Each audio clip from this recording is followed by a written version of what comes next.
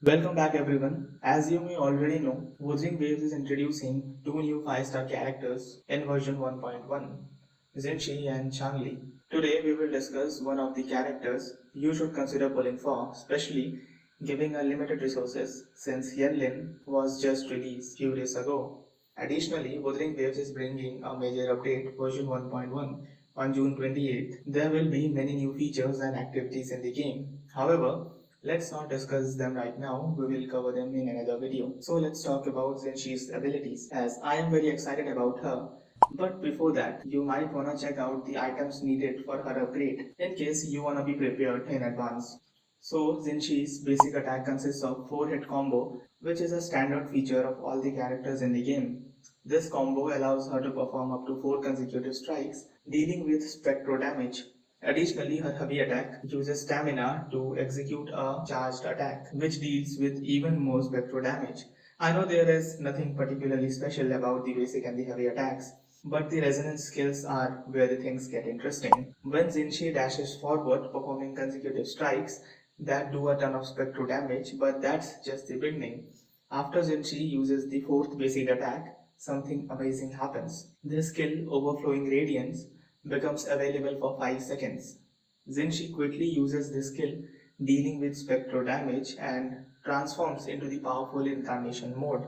Excitingly, this skill can also be used while Zinshi is in mid-air, adding a dynamic, thrilling element to her combat style. This leads us to the Forte circuit. We will cover the liberation in a moment. When Zinshi enters the incarnation mode, her combat style changes dramatically. Her basic attacks becomes incarnation basic attacks, allowing her to perform up to 4 consecutive strikes, dealing with spectro damage. This attack could even be performed in mid-air, making her a versatile figure. In this mode, Jinshi gains the resonance skill Crescent Divinity, which deals with damage and can be cast in air.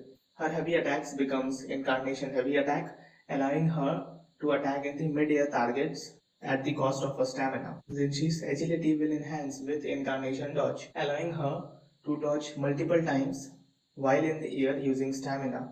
She also has a special move called Incarnation Dodge Counter, which deals with spectro damage and could be executed in midair as well. But the true brilliance of Jinshi's Incarnation mode will be revealed through the Resonance skill. After completing the fourth stage of her Incarnation basic attack, Zinshi's Incarnation mode ends and she gains a powerful state called Ordination Glow. While in this state, her basic attack will be replaced with alternate heavy attacks while in the midair. During the Ordinance Glow, Zinshi's Resonance skills transforms into Luminous Epiphany, which is like a pro version of Resonance skill. She sends out a solar flare that detonates as a stellar glamour and deals with spectro damage after a short delay. Also, if Zinshi had incandences, she could consume up to 40 points of it, with each point gathering an additional damage multiplier to the stellar glamour. This skill can also be cast in midair. After using Luminous Epiphany, Zinshi gains a state called Unison, which could be triggered once every 25 seconds. While in Unison, switching to other characters would remove Zinshi's Unison to trigger her outro skill and the incoming character's intro skill. Unison would be consumed in priority over Concentrate to Energy when it is full. Zenshi could hold up to 40 points of incandences when she is on a team. All nearby characters gain Ras in Unity. When characters with Ras in Unity deals damage with an attribute, Zenshi gains 1 point of incandences. Damage of the same attribute could provide up to 1 point of incandences every 3 seconds. Now let's move to the simpler part of her kit, that is the Resonance Liberation, which will do a heavy damage that can also be performed in a mid-air. As Zenshi is going to be a main DPS character, her intro and outro skills are very important. Her intro skill is not that special since it does only spectro damage, but her outro skill is much more interesting as Zinshi will reduce the cooldown of Ras in Unity from 3 seconds to 1 second, and this lasts for 20 seconds. As a result, when Jinshi leaves the battlefield, her outro skill is triggered, offering a partnering effect that can either debug enemies or buff enemies. This ensures that her presence is felt even when she is actively fighting. You can imagine how Jinshi is going to be as a first DPS character. She will go in and out a lot of times, and of course, she is going to be an excellent choice in a quick swap team or likely any team. Now let's have a look at her passive skills. Her passive skill, Radiant Surge, will increase her Spectro damage to 20%, and her second passive skill, Coveraged Flash, will increase the damage of her intro skill by 50%.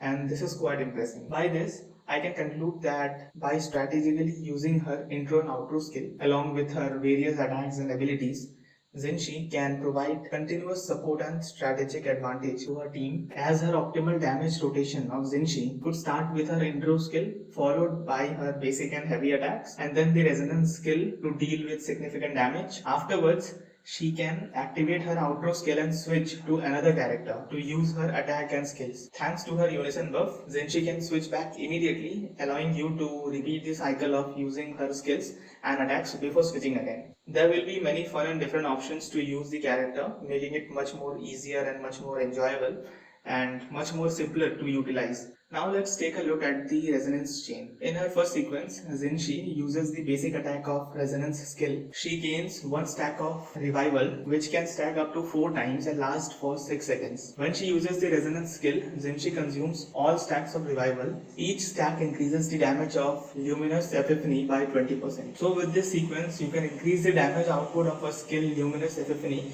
by 80%, which is insane. In her second sequence, Jinshi will recover 40 incandences while staying out of the combat for more than 4 seconds. But this effect can only be triggered every 4 seconds. This will enable Jinshi to deal with more amount of damage and also have maximum stats at all the time in the game. This will also allow Jinshi to be a major character in most of the teams. Her third sequence will increase the attack buff by 25% for 2 stacks, which means 50% attack increase, which will last for 20 seconds and will be triggered when you use Zinshi's intro skill, so you will enhance her capability in a quick swap team. Her fourth sequence will increase the damage bonus by 20% for all the characters in the team when she uses Resonance Liberation of Resonance skill.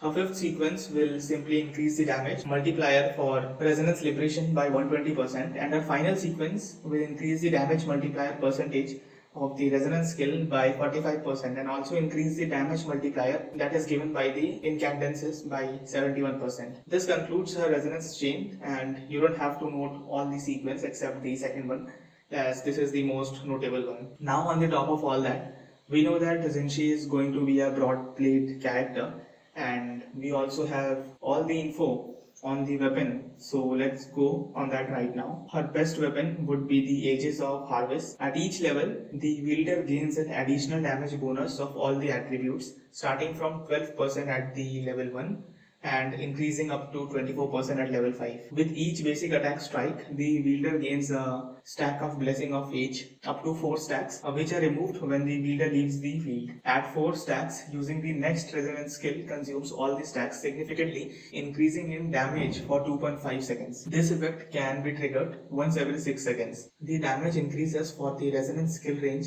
from 48 at level 1 to 96 at level 5. As for our echoes, it would be best if we use Celestial Light, as it will increase the Spectro damage by 10% and further increase it to 30% after using the intro skill. You might be wondering which echo to use. So currently we don't have confirmed news about the upcoming 5-star echoes in the next update, but will likely be one of the spectral element, making it the optimal choice. If it doesn't appear, the morning axe will be the best choice for now as the primary echo.